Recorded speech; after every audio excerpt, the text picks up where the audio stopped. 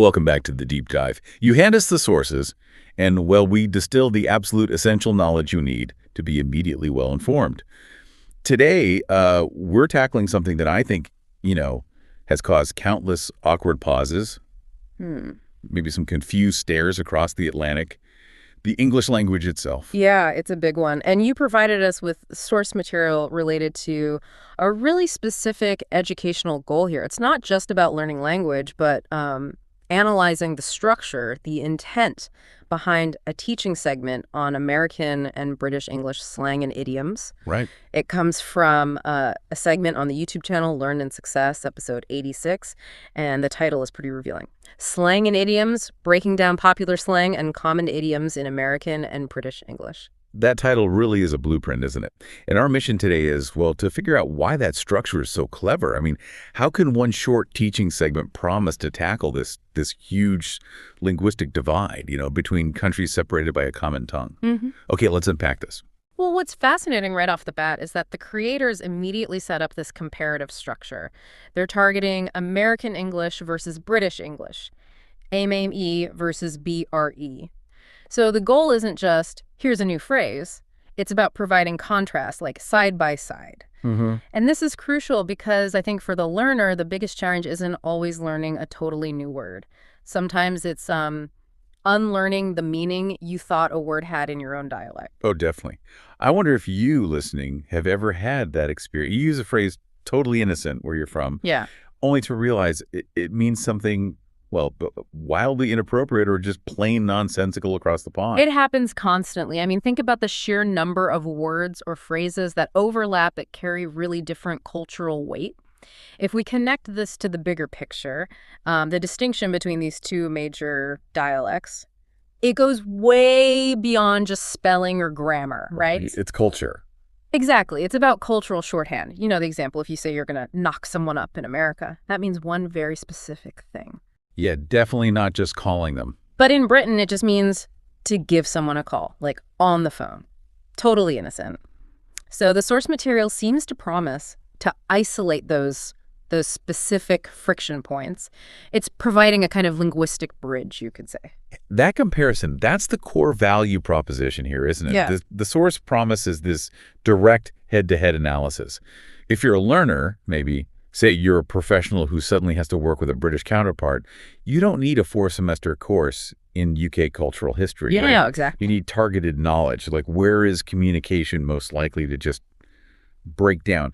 So this structural choice, AME versus BRE, it immediately filters out maybe half the noise and really maximizes the relevance of the info. Precisely. The source feels engineered for utility. By focusing on both sides of the pond, the material is basically saying, look, we recognize you might be the speaker or you might be the listener, and in either role, you need to understand where things could go wrong, potential misfires. And that approach, it transforms the learning process. It's not just passive absorption anymore. It becomes active cross-cultural code switching. It means the learner gets a truly thorough understanding of where those critical communication gaps often pop up, which saves time, obviously, and potentially a lot of embarrassment. Okay, so we've got the geographic scope down. Now let's shift focus a bit. Let's look at the content categories. The source explicitly promises to break down two distinct categories. Popular slang and common idioms. Can you help me unpack the significance of separating these two? I mean, they're both informal language, aren't they? Sort of. They are both informal, yeah, but their function, and maybe more importantly, their lifespan, are radically different. And the structure of the source seems to recognize this difference quite clearly. Slang, based on the context here, it's like linguistic day trading. Day trading, I like that. Yeah. It's the informal, often really quickly changing vocabulary of a specific group, maybe a region or often a generation. And the creators use that qualifier popular, right? Which implies they're focusing on widespread current usage. Slang is something you almost have to acquire through, like high exposure frequency. You've got to constantly keep up with the linguistic treadmill. Okay, but hang on. Wouldn't focusing only on popular slang mean the content gets dated almost immediately? Like, are they sacrificing long-term usefulness for just short-term relevance? That seems, I don't know, a bit risky for a learning channel. That raises an important question. Why does the source structure the content by separating these two? And I think it speaks directly to the intent of the source's structure. Yes, slang is ephemeral, it changes fast. But if your goal is to connect socially right now, you need the vocabulary that is popular right now. Ah, okay. So it's about immediate application. Yeah, exactly. The creator is essentially betting that if a piece of slang is popular enough to make it into their segment, it has maximum utility, at least until the next wave of popular slang rolls in. So the structure targets that immediate need for social integration, for linguistic currency. Okay, that makes sense.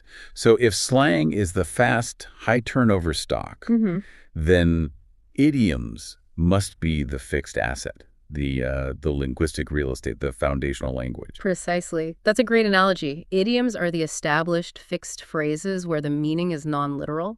They're often characterized by what linguists sometimes call semantic opacity.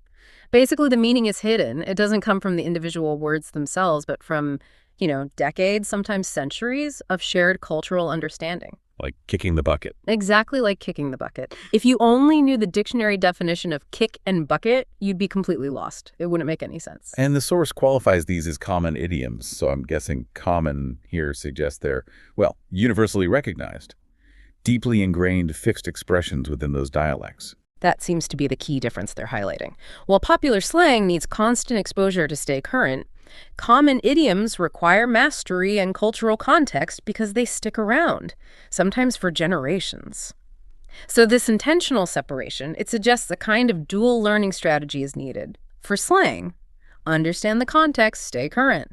For idioms, memorize the phrase, understand its fixed, non-literal meaning because it's part of the linguistic bedrock. But if the difference is so stark, how does the source material, or really any creator, actually decide what counts as popular or common enough to include?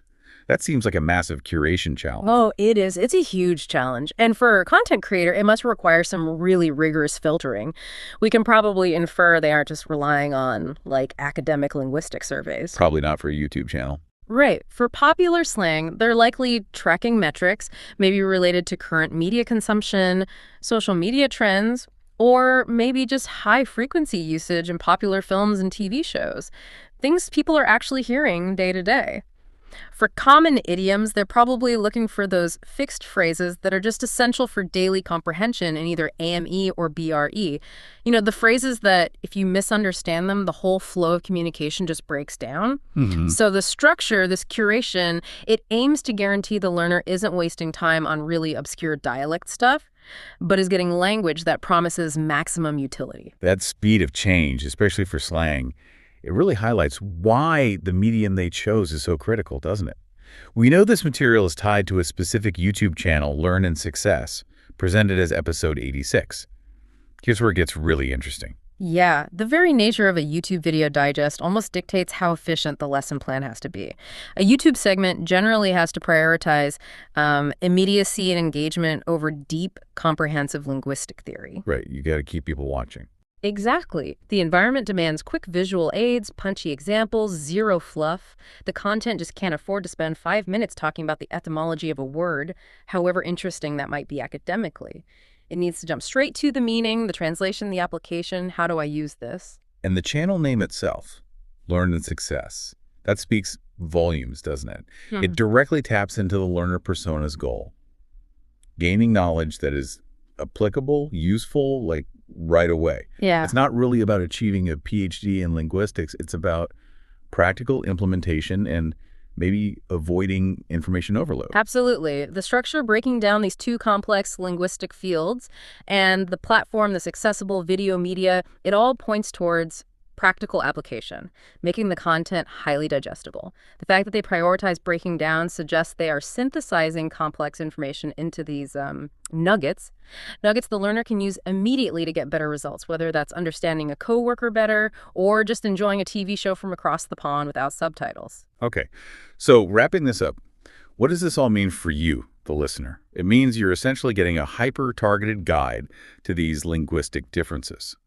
The structural takeaways promised by the source are, well, they seem brilliant in their efficiency. It's a focused dual-category approach, hitting both the fast-changing popular slang and the more stable common idioms. And it's all broken down for quick comparative understanding of American and British English. Yeah, the genius of the structure really lies in that segmentation, I think. It manages the sort of linguistic treadmill of slang while also providing the fixed foundations you need with idiom mastery. And it simultaneously tackles what's often the primary hurdle for any cross-cultural communicator: ambiguity between dialects that seem so close yet can be so far apart. Learners are basically being handed a curated cheat sheet for better fluency and understanding. And that leaves us with one final thought for you to maybe chew on as you go forward. Since the source focuses on popular and common language concepts that are inherently tied to time and cultural change, think about that distinction we made between the linguistic treadmill and the fixed assets. If we were doing this deep dive, say, 1 year from now, and the source content needed an update, which category, slang, or idiom would be more likely to require really extensive revisions, and why? The speed of language adoption and change. It's a powerful thing to reflect on. It really is. If you master the common idioms, you've kind of built the house. It's solid. If you track the popular slang, well, you're just updating the paint color every so often. And that difference in permanence, that's maybe the ultimate insight this structural analysis gives us. We hope this analysis gives you the deep insight you're looking for into this source material. We'll see you on the next deep dive.